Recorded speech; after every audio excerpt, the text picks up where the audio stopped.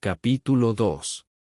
No sé cómo pude llegar al fin del verano siguiente, dijo Bill refiriéndose al periodo posterior a la muerte de Berta. Me consumía en una completa apatía, entrando con frecuencia en la angustia, en la reflexión compulsiva, todo respecto a la muerte de la hija del ministro. No obstante, el verano de 1913 fue más activo de lo que le sugiere su memoria. Recuperó el tiempo en su clase de alemán, conoció a Lois Wilson, aunque el cortejarla no empezaría hasta el verano siguiente, y fue con su abuelo a Gettysburg, Pensilvania, para el 50º aniversario de la batalla de la Guerra Civil.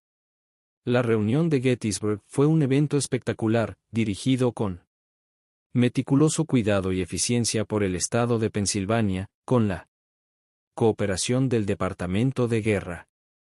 Es probable que Bill y Fayette se quedaron en el Great Camp, una ciudad compuesta por tiendas de campaña, que el Departamento de Guerra erigió en terrenos rentados a los campesinos cerca del campo de batalla, para albergar a miles de antiguos veteranos de la Unión y confederados que se volcaron en el acontecimiento.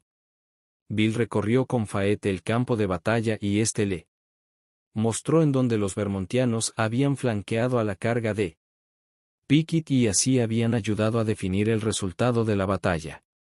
Los caídos días de Gettysburg estuvieron llenos de discursos y exhibiciones, siendo el momento culminante la alocución del presidente Woodrow Wilson, el viernes 4 de julio. Conocer a Lois fue punto destacado de ese verano. La hija mayor de un respetado médico de Nueva York que, con su familia, tomó sus vacaciones de verano a pocos kilómetros de la casa de Bill, en el lago Esmeralda, en North Dorset.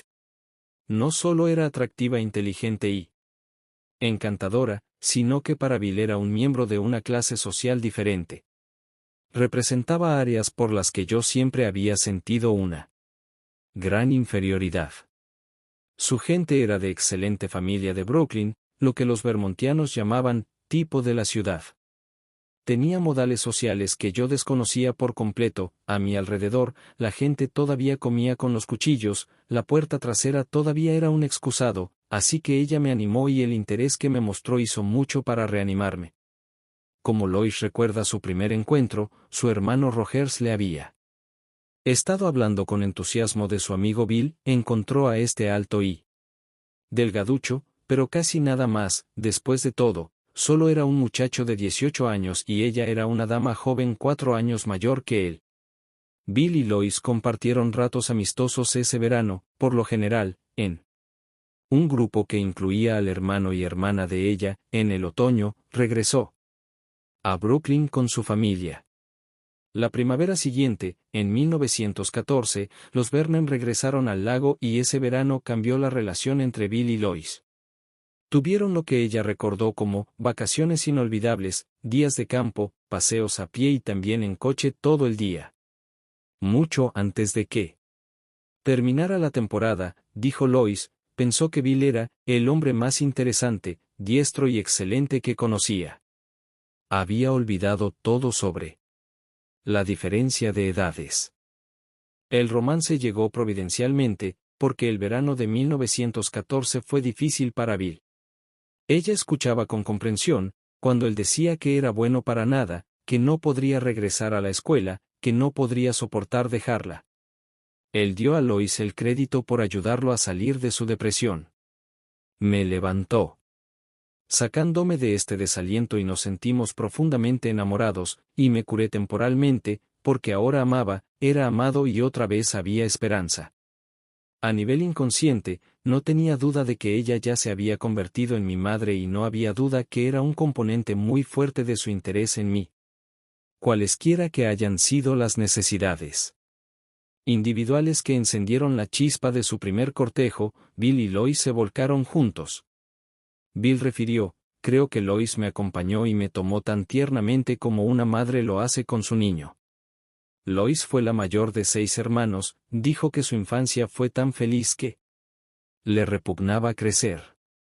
Mamá y papá se amaban entre sí de verdad y mostraban su afecto abiertamente uno al otro y a nosotros, sus hijos.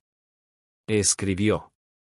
Nos enseñaron a jamás tener miedo de hablar de nuestro amor, a no ir a la cama si estamos enojados con alguien, a siempre hacer la paz en nuestros corazones antes de cerrar los ojos por la noche y nunca avergonzarnos de decir, lo siento, me equivoqué. En la época en que conoció a Bill, Lois ya había terminado la escuela en el Instituto Kelley Packard de Brooklyn y 2 semestres de dibujo en la New York School de Bellas Artes y su aplicación.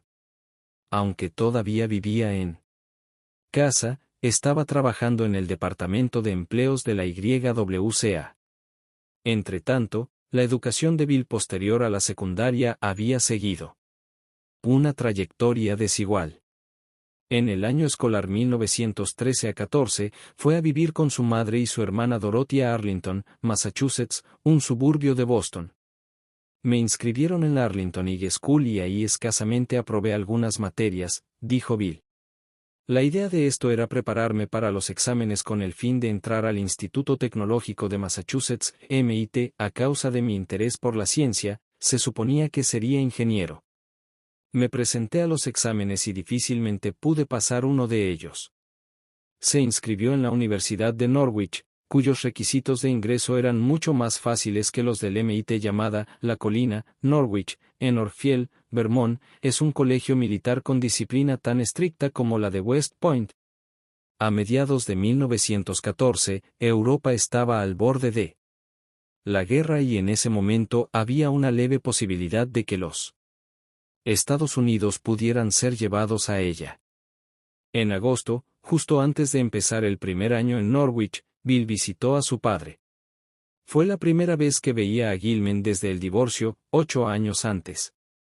Bill hizo el largo viaje a Columbia Británica en un tren transcontinental, que abordó en Montreal.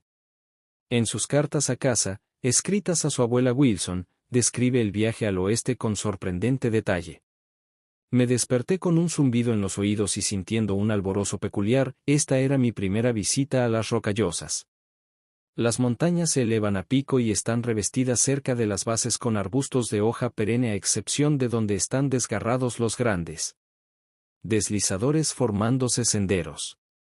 Las montañas están compuestas por muchas pizarras de colores, que descansan en los estratos de que algunas veces son inclinados, y otras, horizontales.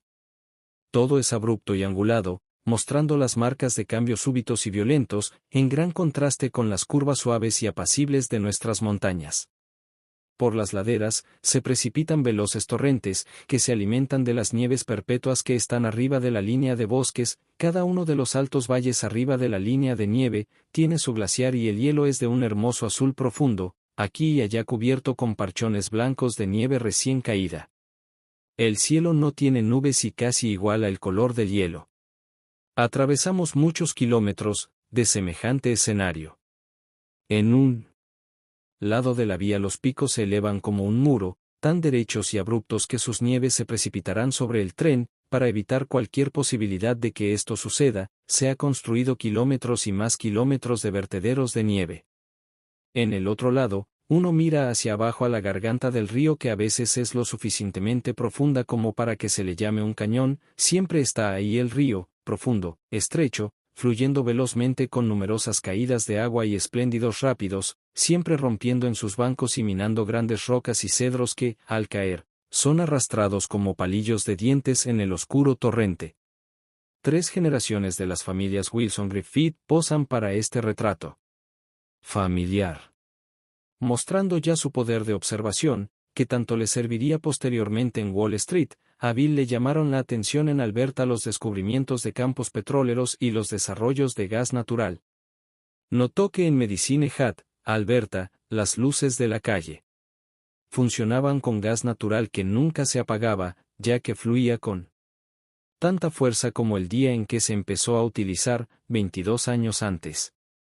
Bill escribió sus cartas en el papel de la oficina de su padre desde Marblehead, Columbia Británica, pequeña comunidad situada en lo alto de las montañas rocallosas canadienses. En el membrete estaba G.B. Wilson como administrador de las canteras de Marblehead de Canadian Marble Works Ltd., propietarios de canteras y fabricantes de los mármoles Cuten. Las oficinas principales estaban en Nelson, Columbia Británica. A pesar de la descripción detallada de Bill de lo que lo rodeaban, en sus cartas nada dijo de la reunión con su padre, aparentemente se llevaron bien, aunque Gilman parece haber hecho poco esfuerzo para estar en contacto con su hijo. Un mes después, Bill entraba como novato en Norwich, que en ese tiempo tuvo una inscripción total de 145 alumnos. Bill se sintió abatido ahí durante el primer semestre. Una vez más, sentí que no era nadie, incluso no podía empezar a competir en atletismo, en música, ni siquiera en popularidad con la gente que me rodeaba. Recuerdo con agudeza cuando hubo el ímpetu por las fraternidades y yo no tuve una sola oferta. Intenté el béisbol y fútbol y no fui lo suficientemente bueno para el primer equipo. Recuerdo que había un individuo que tocaba el violín mucho mejor que yo, al grado que no pude obtener una oportunidad en la orquesta de baile. Recuerdo cómo arreglé un viejo violonchelo que tenía y así, con eso, logré apenas una parte en el Orfeón, pero yo era de segunda categoría. Manejaba bien algunos de mis estudios, en otros empecé a fallar. Con todo, una carta que escribió a su madre poco después de que llegó, pinta una imagen totalmente diferente. Aquí hay 4 fraternidades, he cenado con todas varias veces y he tenido ofertas para unirme a 3 de ellas, lo cual es todo un honor para un novato. No obstante, supongo que, si uno se va a unir a una fraternidad, podría ser bueno esperar un año para observar a los que pertenecen al grupo. Pocos meses después tocó una vez más el asunto de la fraternidad. Parece que no puedo evitar ser popular. Volví a recibir invitaciones de todas las fraternidades, pero pienso que posponerlo es una buena política, ya que a pesar de todo lo que se puede hacer para prevenirlo, las fraternidades pueden ejercer influencias en el asunto militar, y manteniéndose fuera de ellas creo que uno puede atenerse más a sus propios méritos. Tal como están las cosas ahora, aquí soy popular con los hombres de las fraternidades más fuertes y si me uno a cualquiera, pierdo mi influencia con el resto, así que, permanezco con la Cámara de los Comunes. Durante ese primer semestre, Bill recibió 94 en química, 86 en francés, 75 en dibujo, 68 en inglés, 61 en trigonometría y 53 en álgebra. Tuvo una nota destacada de 98 en deberes militares y 100 en conducta. Su promedio final de 86 le dio el 5º lugar de la clase y, si no fue el primero, ciertamente le fue bien. De una carta a su madre, escrita en febrero: me alegro de saber que estás contenta cuando menos con una parte de mis notas. La semana que precedió a los exámenes de mediados de año, tuve que guardar cama por gripe y me perdí el repaso general que se efectuó entonces, así que mis exámenes no fueron lo que deberían haber sido. El primer examen fue el de álgebra y me levanté de la cama para presentarlo. Tuve todo un día para preparar el resto de ellos, ya que afortunadamente los exámenes fueron cada tercer día, y el sábado tuve un examen de composición y pasé con 65%. De haber podido hacer eso en primer lugar hubiera sido el tercero o cuarto de la clase, pero de cualquier manera, no me comparo desfavorablemente con los otros. Tengo confianza de tener el segundo lugar el próximo semestre, porque espero obtener 90 en 4 materias. Pero no sucedió así. Una mañana al principio del segundo semestre, se cayó cuando iba a clase y se lastimó el codo. Insistió en ir a Boston a que lo tratara su madre, que ahora ya practicaba la osteopatía. Ningún deseo tenía de regresar a la escuela. Cómo rechazaba encarar esa disciplina, así como la idea de no ser bueno y de segunda categoría. De regreso a Northfield desde Boston, al subirme al tren, empecé a tener una terrible sensación en el plexo solar y sentí que el mundo llegaba a su fin. Con el aliento entrecortado, teniendo palpitaciones en el corazón, me volví loco de pánico al pensar que tuviera problemas del corazón y fuera a morir. De vuelta a la escuela, tan pronto como intenté hacer algunos ejercicios sencillos, se inició esta horrible palpitación y me hundí. A continuación de algunos de estos ataques, Bill era llevado a la enfermería de la escuela, pero nunca encontraron alguna causa física de sus males. Esto sucedió una y otra vez hasta que, al cabo de un par de semanas, me mandaron con mi abuelo a East Dorset, que era exactamente donde quería ir. Fue abrumado por la inercia, incapaz de hacer algo. Solía entrar en ataques de palpitaciones y gritaba para ver al doctor, dijo. El doctor le dio un bromuro e intentó persuadirlo de que nada malo tenía en el corazón. Bill permaneció esa primavera y el verano con sus ancianos abuelos, y gradualmente se recuperó lo suficiente como para considerar el regreso a Norwich, el otoño siguiente. En abril, una carta a su madre muestra lo preocupado que estaba con sus problemas de salud. Hasta que el doctor Grinnell hizo su segunda visita, me sentí angustiado. Algunos días no comía nada y los más unas rebanadas de pan poco tostado, con el estómago terriblemente ácido, consecuencia de ardor y la palpitación del corazón. La duración de este curso me asusta a morir y me vuelve loco pensar que estoy angustiado, pero sigo exactamente igual. El doctor Grinnell llegó alrededor de las 6 p.m. y me sentía muy mal. Me aplicó el estetoscopio e inmediatamente dijo que tenía la mejor acción de la válvula que había visto hacía mucho tiempo. Quiso que yo escuchara y lo hice. Sonaba igual que la última vez y súbitamente registré alivio. Dijo que el intestino delgado estaba más bien inactivo, causando agruras y gases. Me recetó una medicina suave para tomar después de comer. No. Parece creer que mi estómago estuviera mal, y mis abuelos sí lo creían. Por eso, acosaron al doctor hasta que dijo: no creo que la dieta sirva para nada en este caso. Comprendió que lo que había dicho estaba mal.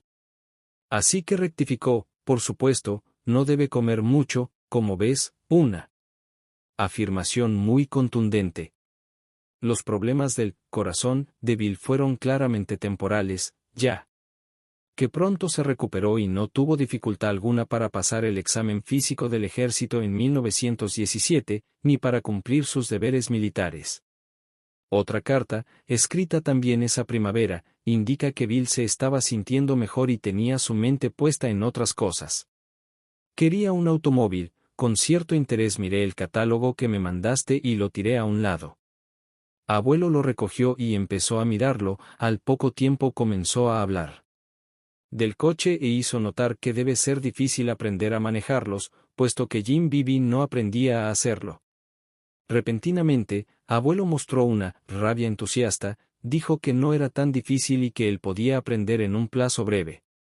Durante un par de días más, nada volvía a oír acerca de autos. Una mañana, vino del jardín y expresó: mejor lo mandamos y obtenemos uno de esos, ¿no crees?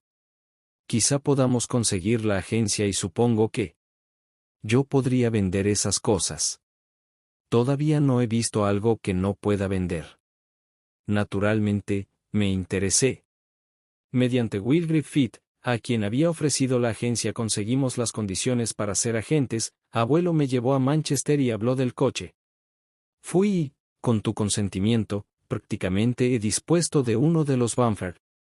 Riesgo financiero no hay ninguno, según creo, y esta también es la opinión de abuelo, ya que la venta de un coche excluye el elemento riesgo y, de cualquier manera, abuelo tiene dentro de sí noción de lo que quiere. Suponemos que la utilidad por coche será de $85. Paso ahora a mi condición actual.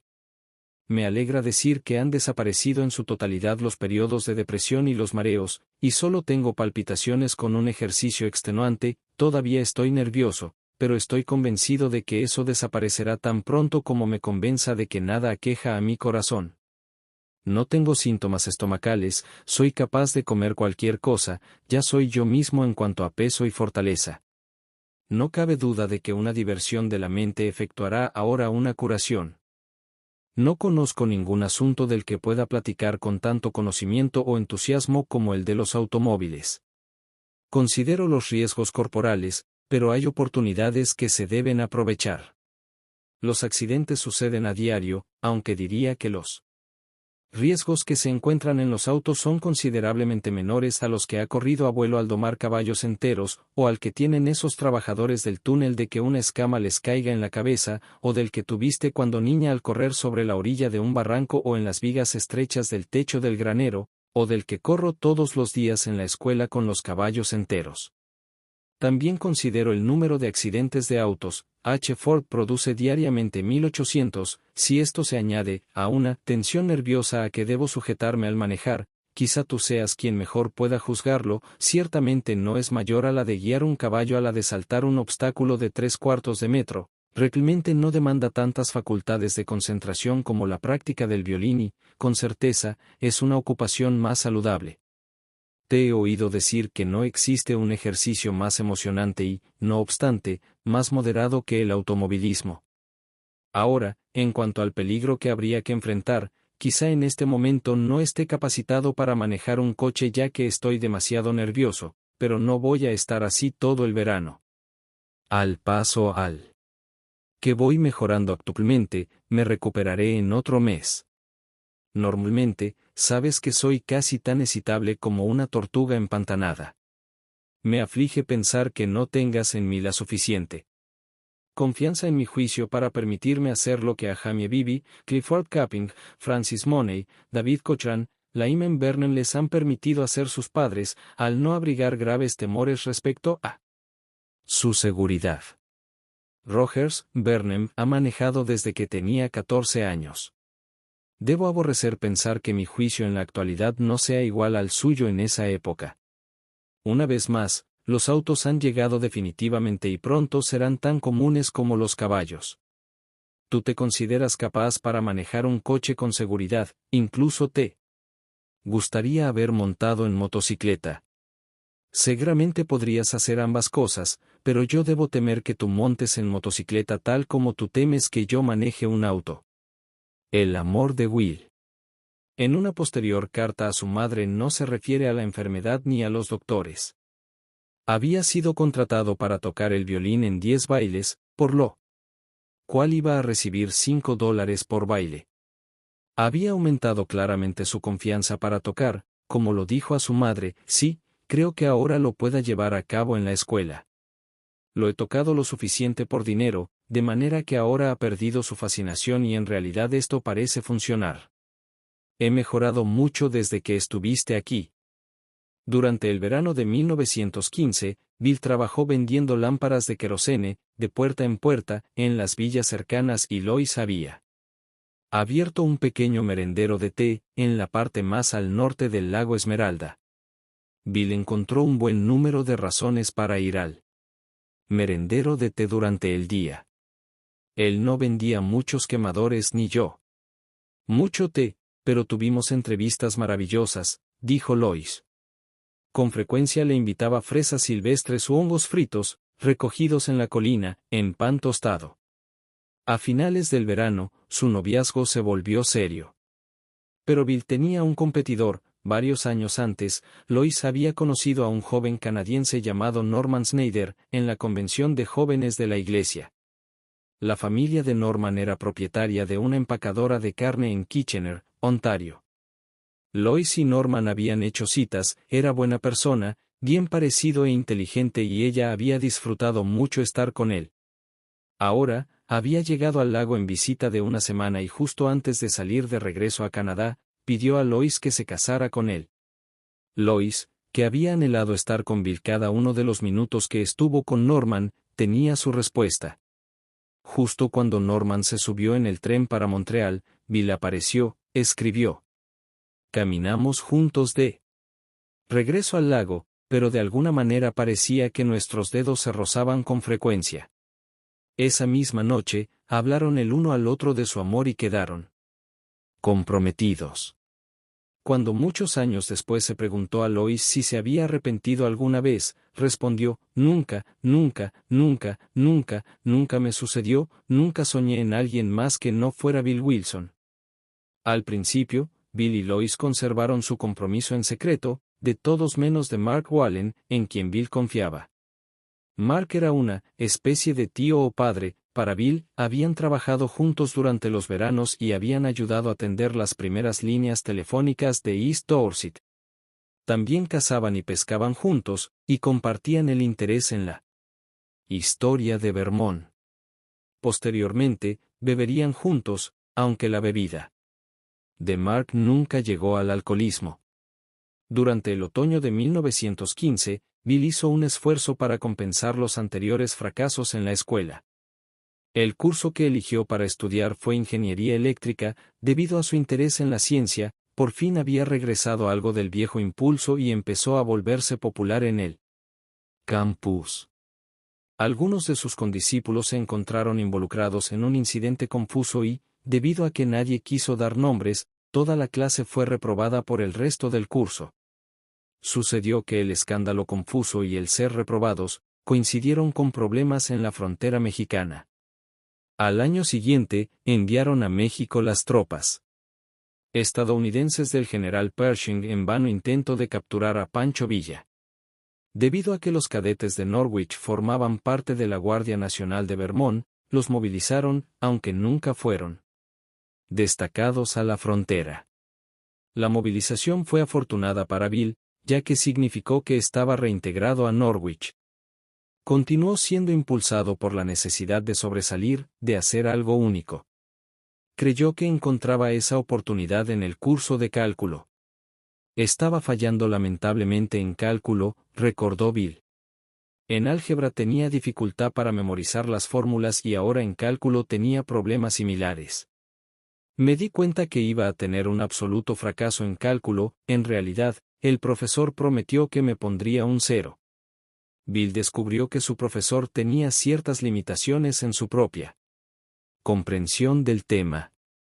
Era un catálogo de fórmulas y podía aplicarlas. Pero era un engaño, porque a fondo no sabía cómo funcionaba la cosa. Dijo Bill, y me decidí a aprender. En la biblioteca, estudió la historia de las matemáticas y la evolución del cálculo, finalmente, captó el concepto lo suficiente como para discutirlo, ya que había desarrollado considerables conocimientos para argumentarlo. Exhibí al profesor y me burlé de él ante su clase, contó Bill, me puso el 0, pero había ganado una batalla. Era el único en toda la escuela, otra vez el hombre número 1, el único que comprendía a profundidad los principios fundamentales del cálculo. El incidente nada lo ayudó académicamente, pero lo hizo sentirse el centro de atracción, fue otra representación del proyecto del boomerang. Su impulso por el prestigio lo estaba volviendo a valorar, haciendo de él una especie de héroe ante sus condiscípulos, pero un vulgar presuntuoso a los ojos de su profesor de cálculo. Bill fue un joven dotado de una manera poco común, aunque con frecuencia era supercrítico de sí mismo. Poseía un talento natural para ser líder, lo que se le reconoció finalmente en el programa militar en Norwich. En las tropas me habían designado cabo o sargento, dijo Bill, y luego se descubrió que tenía talento para instruir a la gente. Es bastante curioso que aunque yo fuera torpe, tenía talento para adiestrar a la gente. Poseía una voz y un modo que obligaba a una obediencia voluntaria, de tal manera que llamó la atención del comandante. Su virtud para ser líder, le serviría mucho en su deber activo en el ejército y supuso que de igual modo le serviría cuando, después de dejar el servicio militar, se encontrara a la cabeza de grandes empresas, las que manejaría con extrema seguridad. Bill tenía sentimientos mezclados acerca del servicio militar, había honres, gloria y deberes, pero también peligro y muerte. Cuando creció en East Dorset, Bill había pasado horas incontables tirando al blanco con el viejo Bill Landon, veterano de la guerra civil y un gran tipo, que vivía a la siguiente puerta. El abuelo Griffith nunca hablaba acerca de la guerra civil, pero el viejo Bill Landon me contaba cuentos por docenas. En el personal de Sheridan había sido sargento y solía decirme cómo, en una carga, un proyectil había alcanzado la culata de su mosquete, la había atravesado y le había dado en el cráneo justo arriba del ojo, como se lo había arrancado de un tirón y continuado su carga. Y para probar esto el viejo Bill tenía un ojo caído, una cicatriz y una vista mala. London, al volver a vivir las glorias de la guerra civil, también se expresaba con gran desprecio de aquellos que se las habían arreglado para evitar el servicio activo. Una de las peores formas de oprobio que se podía echar sobre alguien cuando yo era niño consistía en llamarlo holgazán, recordó Bill. Aquellos que no fueron a la guerra civil, evadieron el servicio o consiguieron algún trabajo fácil, lograron un estigma que llevaron consigo toda su vida. El viejo Bill Landon le había hablado a Bill acerca de un ciudadano rico y respetable de East Dorset, que llevó este estigma. Estuvo enfermo todo el tiempo de la guerra civil. Y solía ir a la villa con paso vacilante y con gran chal sobre los hombros, muy encorvado, con una botella de sales de olor, y durante todo ese tiempo nadie le habló, afirmó Landon.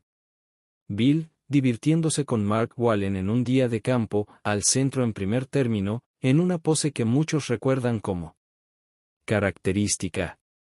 Pero en el cementerio, al sur de East Dorset está la tumba de Baldoverous, tío abuelo de Bill, que murió en la batalla del Yermo en 1864, y en el campo de la batalla de Gettysburg, que Bill había visitado con su abuelo, también había un cementerio. Un día me llegaba el gran fervor del patriotismo, y al siguiente estaba acobardado y asustado a morir, y creo que lo que más me asustaba era que podría no llegar a vivir mi vida con Lois, de quien estaba enamorado. Sin embargo, la tradición del servicio militar estaba profundamente arraigada en Bill y, cuando los Estados Unidos entraron en 1917 a la Primera Guerra Mundial, fue requerido por la milicia y nunca se graduó en Norwich. Cuando se le llamó, escogió servir en la artillería costera y más tarde esa decisión le causó sentimiento de culpa, debido a que era considerada una de las ramas del servicio militar con menos riesgo. De Norwich, mandaron a Bill al campo de entrenamiento para nuevos oficiales en Plattsburgh, Nueva York. Aquí, descubrió que el entrenamiento militar de los cadetes de Norwich le había dado una capacitación mejor que la de los demás que estaban en el campo y se movió con rapidez a través del entrenamiento. Su aptitud para el liderato le trajo posteriormente un reconocimiento y, después de una capacitación adicional en Fort Monroe, Virginia, se le comisionó como teniente segundo. Fue una experiencia fuerte para un muchacho de 21 años, que poco tiempo antes había estado en la más profunda depresión. Luego, se le trasladó a Fort Rodman, justo en las afueras de Bedford, Massachusetts. Aquí estaba toda la tradición del antiguo ejército, oficiales regulares maduros y de menor graduación, junto a hombres que estaban cumpliendo su servicio militar y voluntarios, recordó. Como disfruté esa atmósfera, animado como estaba por haber sido puesto replemente al mando de soldados, pero a veces todavía se deslizaba en mí esa matiz fastidiosa de ir a ultramar. Lois, acompañada de la abuela de Bill y de su hermana Dorothy, le había visitado en Plattsburgh. Ella y Bill llevaban comprometidos cerca de 2 años y estaba claro que se casarían. Los padres de Lois aprobaban a Bill de manera tan completa, que le permitían visitarlo. Como un joven oficial, Bill esperaba que hubiera honor y gloria, temió el peligro, y tomó su primer trago. Su comprensión y su confianza en Bill y en mí eran algo muy poco común durante esa época convencional, escribió Lois. Ella tenía 25 años y su comentario ilustra claramente cómo las jóvenes de su tiempo continuaron respondiendo a lo que sus padres esperaban de ellas, incluso cuando ya no estaban viviendo en casa. En esa época, Lois tenía un puesto de maestra en Short Hills, New Jersey y estaba viviendo con su tía, la que manejaba la escuela en donde ella enseñaba. Fue en Fort Rodman, New Bedford, en donde la vida de Bill tomó un nuevo curso, aprendió lo relativo al licor. Hasta ese momento, nunca había tomado un trago. Los Griffith no bebían, y en la familia había un recuerdo de lo que el alcohol había hecho a algunos de los Wilson. Bill, que pensaba que podía ser una de las razones del divorcio de sus padres, tenía miedo al licor. Criticaba específicamente a los estudiantes de Norwich que se iban furtivamente a Montpelier, a beber cerveza y a acompañarse de mujeres perdidas. New Bedford era diferente. Bill recordaría después la atmósfera cargada del pueblo durante ese periodo de guerra, momentos sublimes con otros de regocijo. También recordaba los círculos sociales que se abrieron a los jóvenes oficiales como él. La gente de sociedad en el pueblo empezó a invitar a su casa a los oficiales jóvenes, recordó. Una de las grandes fortunas y principales familias de New Bedford era la Grinnell, eran muy ricos y sociales. Recuerdo muy bien a Emmy y Catherine Grinnell, el marido de Emmy había ido a la guerra, Katy había perdido el suyo y las dos solían invitar a su casa a un grupo de nosotros. Esta fue la primera vez en mi vida que vi un mayordomo, y una gran ráfaga de miedo, ineptitud y autoconciencia se extendió sobre mí, al conversar, difícilmente podía decir 2 palabras. La hora de la cena fue una prueba terrible. En casa de los Grinnell se ofreció a Bill un cóctel Bronx, por lo general preparado con ginebra, vermut seco y dulce, y jugo de naranja. A pesar de todas las advertencias, a pesar de todo su entrenamiento, a pesar de todos sus miedos acerca de beber, se encontró aceptándolo. Bueno, mi autoconciencia era tal, que sencillamente tenía que tomar esa bebida, recordó. Así que la tomé, y luego otra, y luego, el milagro. Esa extraña barrera que había existido entre los hombres, las mujeres y yo pareció caerse instantáneamente. Sentí que pertenecía a donde estaba, que pertenecía a la vida, pertenecía al universo, por fin era una parte de las cosas. Oh, la magia de esas 3 o 4 copas. Me convertí en la vida de la fiesta, realmente podía hablar con libertad. Desenvueltamente, podía hablar bien y de pronto me volví muy atractivo para esta gente y caí en toda una serie de citas. Pero creo que incluso esa primera noche, me emborraché por completo, y a la siguiente o a la otra llegué a la inconsciencia total. Pero como todo mundo bebía mucho, no pasó nada en particular. Por lo que contó, Bill bebió en exceso desde el principio, nunca pasó por alguna etapa de moderación ni ningún periodo de beber socialmente.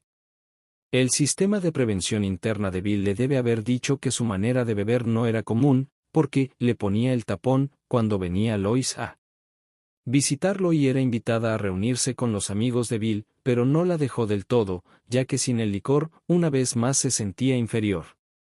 Ya era el inicio de 1918, los Estados Unidos estaban por completo en guerra y Bill podía ser embarcado en cualquier momento. Él y Lois habían establecido como fecha de su boda el 1 de febrero. Hubo un rumor de que pronto iban a mandar a Bill a ultramar y decidieron anticipar la fecha de la boda al 24 de enero, cambiando las invitaciones a participaciones. Escogieron seguir adelante con la boda religiosa que habían planeado y todos se dispusieron a ayudar. Se hizo con tal prisa, que el padrino, Rogers, el hermano de Lois, llegó de Camp Devens demasiado tarde para cambiarse las botas de servicio y tuvo que quedarse a un lado del pasillo. En Brooklyn, para su matrimonio, una vez más Bill estuvo consciente de esos horribles sentimientos familiares de inferioridad, incluso, imaginó que algunos de los familiares y amigos de Lois se estaban preguntando, ¿en dónde conoció Lois a ese? En contradicción, también recordó que se desvivieron por hacerlo sentir cómodo. Por su parte, Lois claramente estaba encantada con su flamante marido y con la gran bienvenida que esperaba a la pareja en un departamento amueblado, rentado por Bill para ellos en New Bedford. Había flores y plantas por todos lados, y la gente llegaba continuamente a felicitarnos, recordó ella. Bill era muy popular en la guarnición. Un aspecto de su nueva vida social no había sido conocido por Lois, pero lo descubrió mientras estaban en New Bedford. Bill recordó que, durante ese periodo, él debe haber pasado a la inconsciencia en una de cada 2 fiestas. En una de ellas, una noche Lois recibió un impacto al oír a los compañeros de Bill del ejército decirle cómo lo habían llevado arrastrando a su casa y lo habían puesto en la cama. Aún así, no se perturbó mucho al respecto, confiada en que podría persuadirlo de que regresara a su abstinencia anterior. Vivir conmigo sería una inspiración tal, que estaba segura que no necesitaría el alcohol.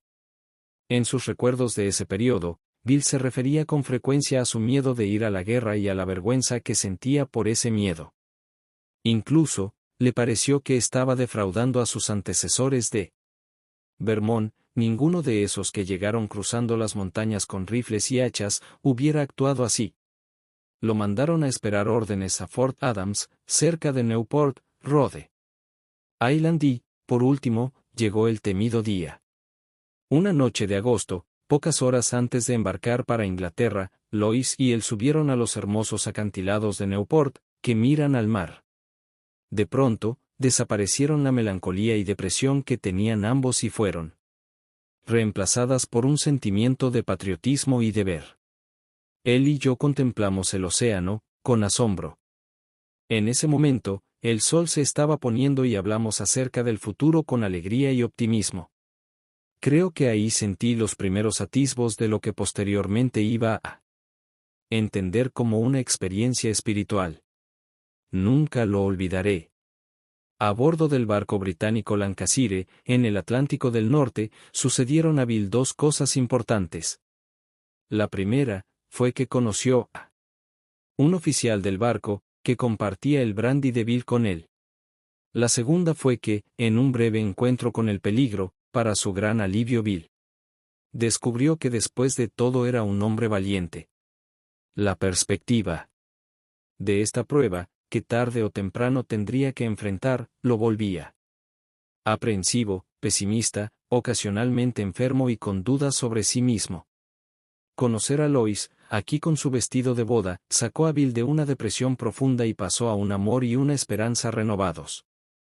El Lancashire era un transporte de tropas y sus cubiertas estaban cuajadas de literas, durante la noche, de hombres que dormían. Había oficiales apostados en todas las escotillas de cada una de las cubiertas y, una noche Bill estaba de guardia en la cubierta inferior, prácticamente sobre la quilla, de donde los hombres serían los últimos en ser rescatados en caso de emergencia. El Lancashire no estaba lejos de la costa británica y Bill estaba intentando permanecer despierto. De pronto sonó un gran golpe sordo en el casco del barco. Los hombres se despertaron en ese mismo instante e inmediatamente corrieron, llenos de pánico, hacia la escalera en cuya base estaba apostado Bill. Sacó la pistola, tenía órdenes de disparar contra cualquiera que intentara subir sin permiso, pero en lugar de utilizar el arma, usó su voz. En pocos minutos se dio cuenta de que era capaz de calmar a los hombres, de volverles a dar confianza y de prevenir el pánico, sin que tuviera que dar ninguna información de lo que realmente había sucedido. A su vez, él se dio tanta confianza como la que dio a ellos, porque el incidente le mostró una prueba de valor, del que había dudado tan seriamente. No había existido un peligro real. Una carga profunda estadounidense, de las llamadas Ashken, que estaba destinada a un barco enemigo, había explotado tan cerca del Lancashire, que había hecho un ruido terrible al chocar contra el casco del barco. El Lancashire llegó a salvo a Inglaterra. Poco después de desembarcar, ahí fue cuando Bill tuvo otra experiencia que le hizo vibrar el alma. Al igual que lo había hecho la experiencia a bordo del barco, le reveló una fuente interior que nunca había llegado a reconocer. Una epidemia retuvo a Bill y a su regimiento en un campamento cerca de Winchester. Deprimido, solitario y aprensivo, de lo que se extendía por delante, Bill fue a visitar la catedral de Winchester. Dentro de la gran catedral, la atmósfera le impresionó tan profundamente, que se vio envuelto por una especie de éxtasis, movido y sacudido por un tremendo sentido de presencia. Desde entonces, he estado en muchas catedrales y nunca he experimentado algo como eso, afirmó. Durante un breve momento, había necesitado y deseado a Dios. Había existido una humilde disposición a tenerlo conmigo, y vino.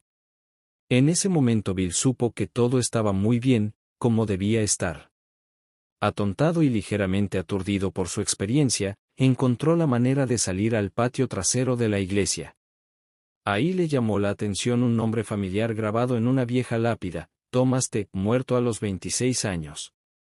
Una letra del apellido era diferente, pero aún así, aquí se podía encontrar uno de los antecesores de Evie T., el buen amigo de Bill de la escuela. Bill leyó divertido estos versos ramplones que eran el epitafio de Thomas. Según su recuerdo iban así: aquí yace un granadero de Hampshire, a quien sorprendió su muerte, bebiendo una pequeña cerveza fría. Un buen soldado nunca se olvida, ya sea que lo mate el mosquete o el tarro. Poco después, mandaron a Bill a Francia, en donde por fin vio la devastación de la guerra. También ahí, descubrió que el vino francés podía producir los mismos efectos que el licor de New Bedford, o el brandy que había introducido a bordo del barco. En esos últimos meses de 1918 la guerra estaba perdiendo intensidad rápidamente y la unidad de artillería de Bill estaba instalada en un pequeño pueblo de la montaña, lejos del frente. La única vez que él y sus compañeros de artillería estuvieron en un peligro real, fue durante una sesión de práctica de tiro al blanco. El batallón había colocado sus armas en puestos cavados en un banco y se suponía que tirarían sobre la cumbre de una loma y al campo de más abajo. El banco era un pedazo de lona colocado aproximadamente a 15 kilómetros. Se envió a Bill a observar los resultados de la práctica. Él y sus hombres se colocaron en sus puestos en una trinchera situada alrededor de 300 metros del blanco, utilizando un periscopio para observar la operación desde esa distancia. Fue disparada el arma número 1 y la bala dio prácticamente en el blanco. Bill se entusiasmó y felicitó al grupo por su destreza, pero cuando se disparó el arma número 4, repentinamente se dio cuenta que la tierra se abría a su alrededor y cayeron sobre todos nosotros toneladas de tierra. Arrastrándose por el polvo, descubrió que el arma había sido apuntada directamente a él y a su equipo, que solo por un milagro de salvaron. Todavía estaba Bill en el pueblo de las montañas el día en que se firmó el armisticio. Lo dejaron en Francia hasta la primavera y en los momentos en que estaba desarrollando un paladar para el vino francés, fue embarcado de regreso a casa, para ser separado del servicio. Como todos los veteranos que regresaban, pasé por algunas dificultades, recordó posteriormente. A diferencia de la mayor parte de ellos, yo estaba iniciando el camino hacia un destino que se encontraba en una dirección que, consabidamente, no podía haber anticipado cuando desembarqué en la costa de New Jersey, hacia el abrazo con el que me esperaba mi adorable esposa.